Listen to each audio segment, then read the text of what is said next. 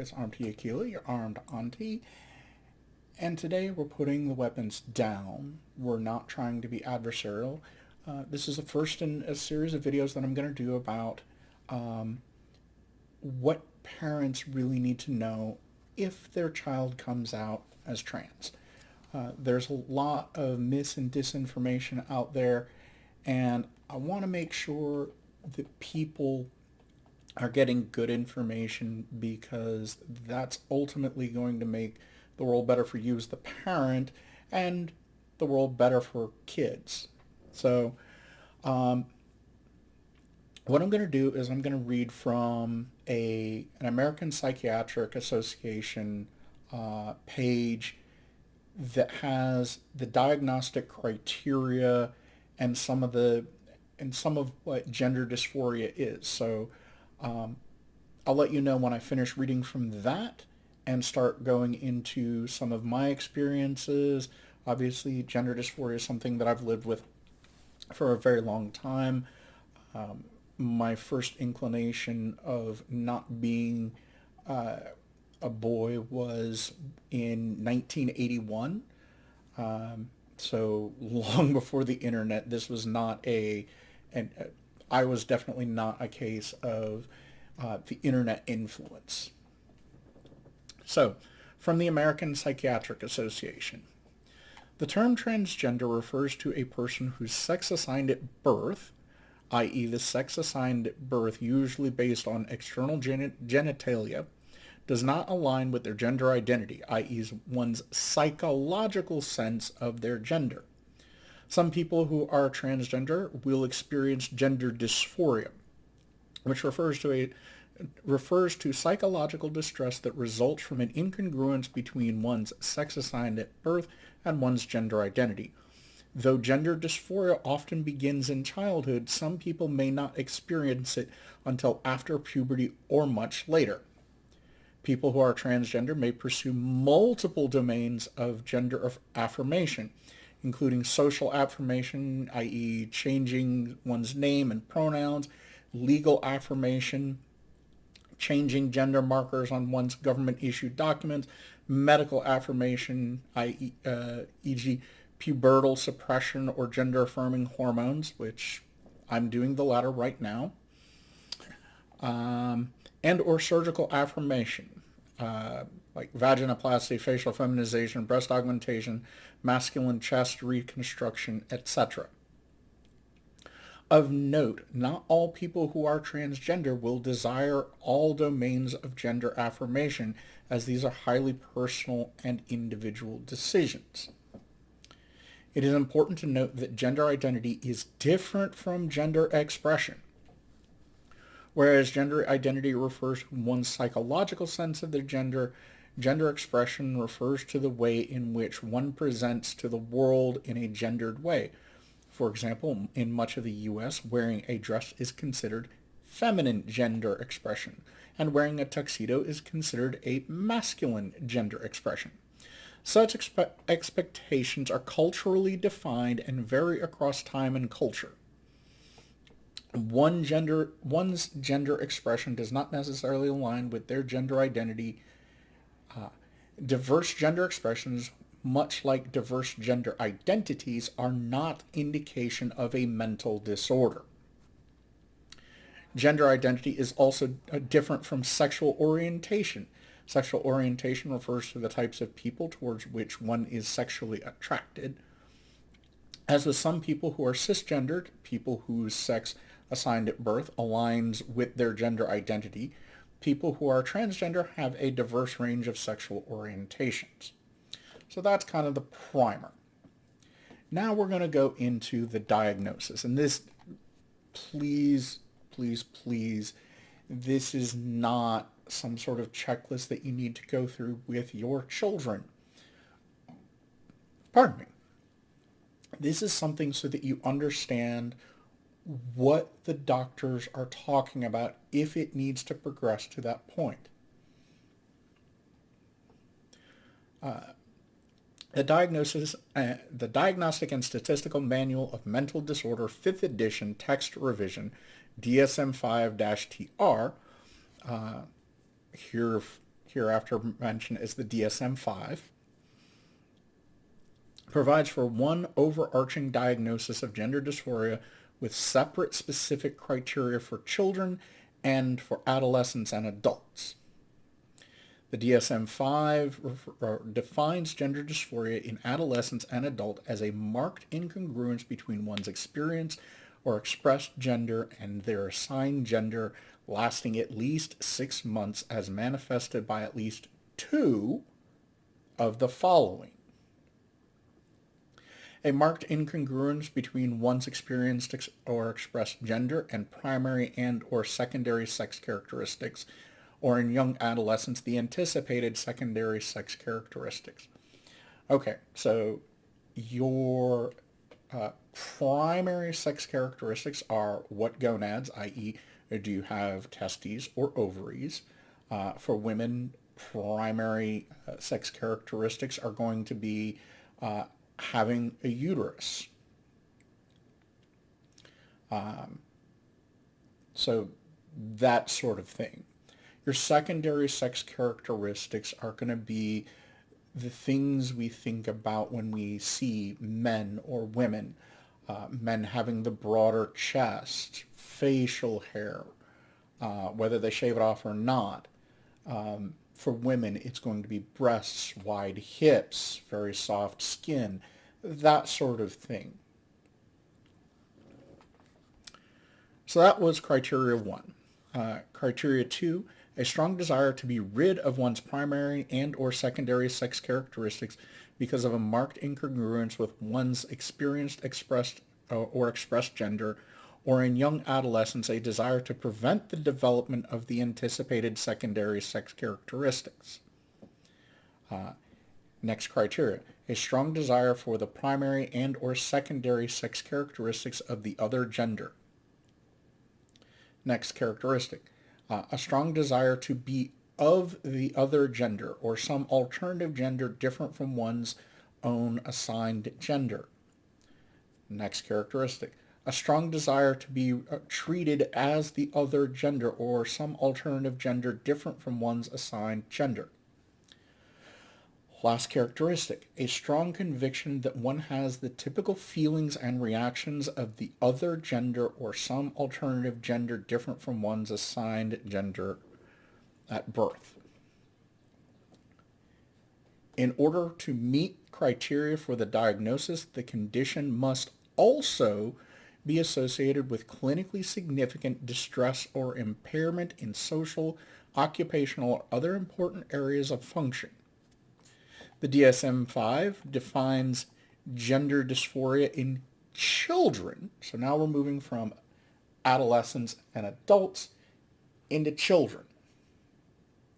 The DSM-5 defines gender dysphoria in children as a marked incongruence between one's experienced or expressed gender and assigned gender at birth, lasting at least 6 months as manifested by at least 6 of the following, one of which must be the first criteria. So there's 1, 2, 3, 4, 5, 6, 7, 8 total criteria for gender dysphoria in children. Criteria 1. So this one is a must. A strong desire to be of the other gender or an insistence that one is the other gender or some alternative gender different from one's assigned gender.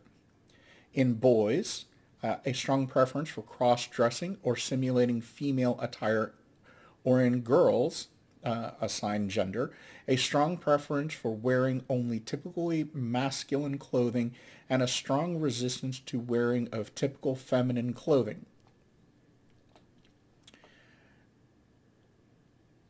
Next criteria.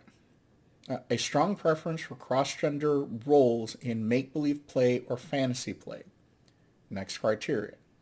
A strong preference for the toys, games, or activities stereotypically used or engaged in by the other gender. Next, a strong preference for playmates of the other gender. In boys, assigned gender, a strong rejection of typically masculine toys, games, and activities, and a strong avoidance of rough and tumble play, or in girls assigned gender, a strong rejection of typically feminine toys, games, and activities. Next, a strong dislike of one's sexual anatomy.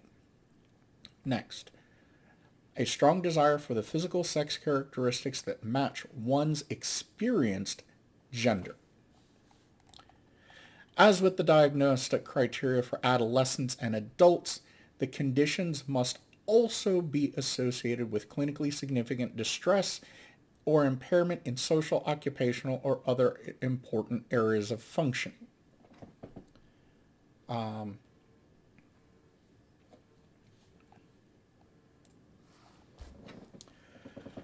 So, okay, now that we've kind of laid the groundwork of what's going on with what goes into the diagnosis, what does gender dysphoria mean?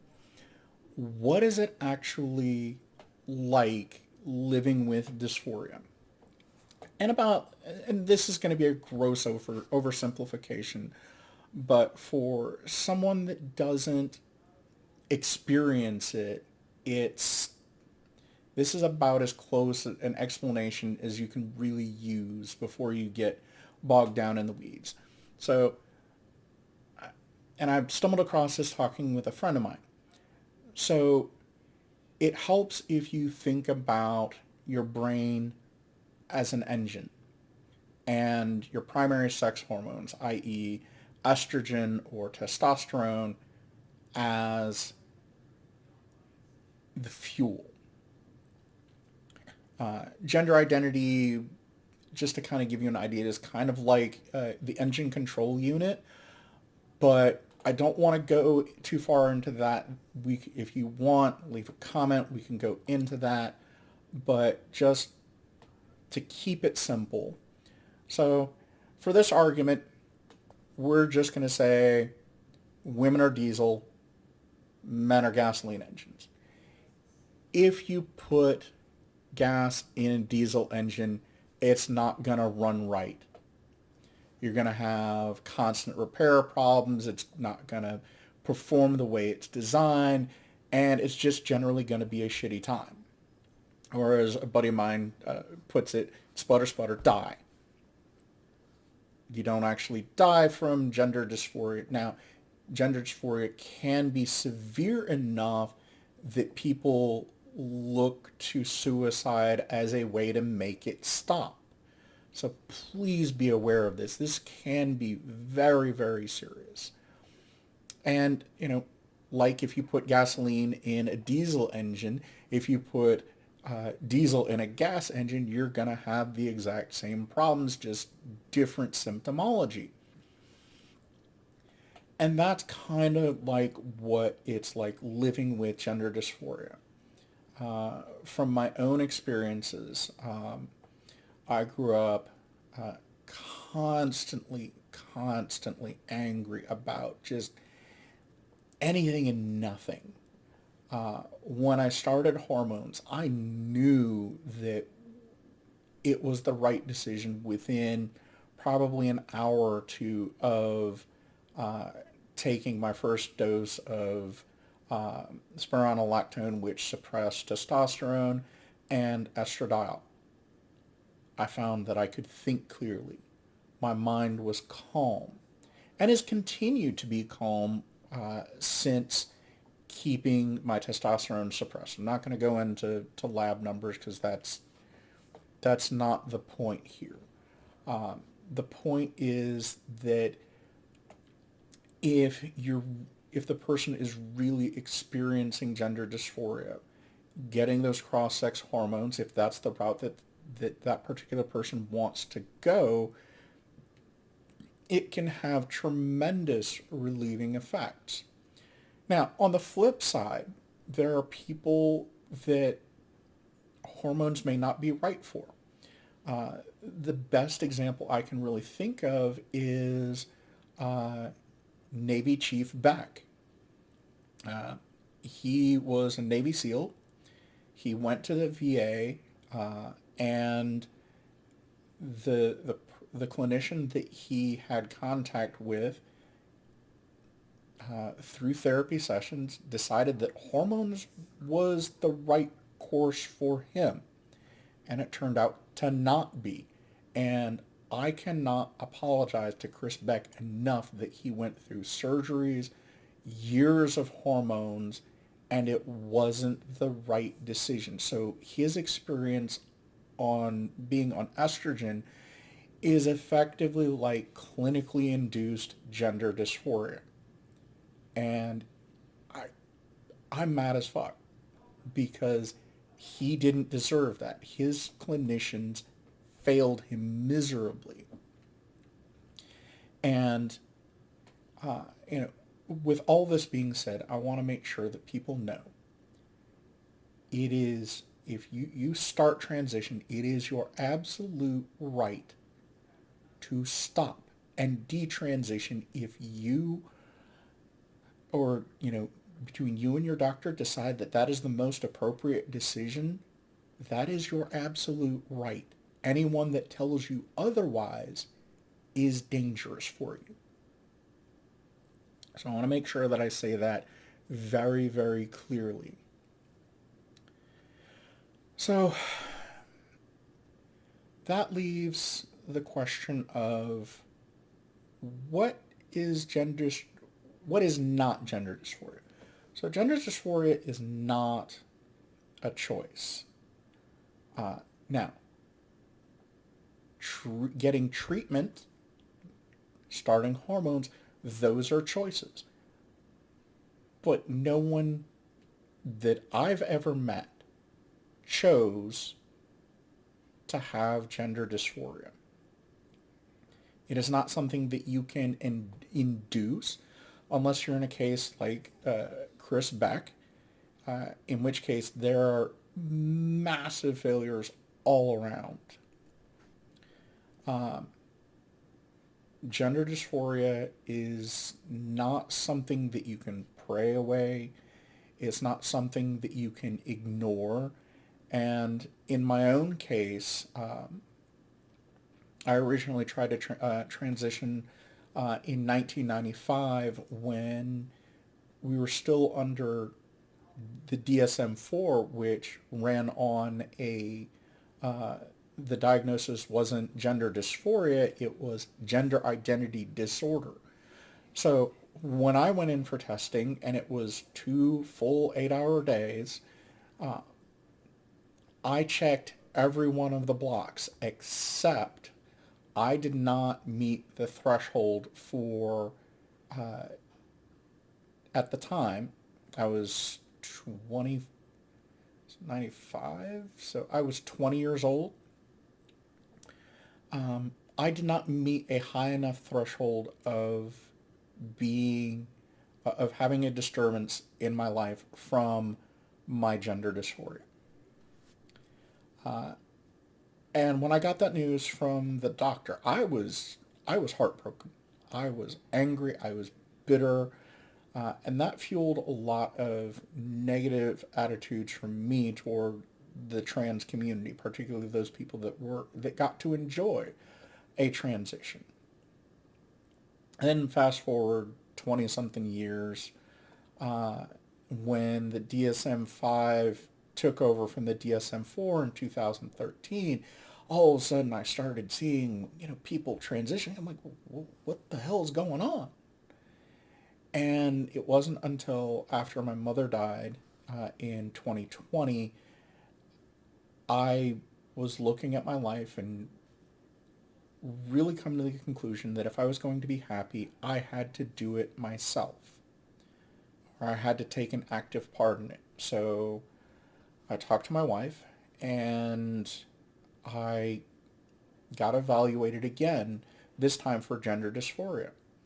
And because I had suppressed it and ignored it and all that stuff, I had gotten to a point where I was literally considering suicide as a way out, because it was killing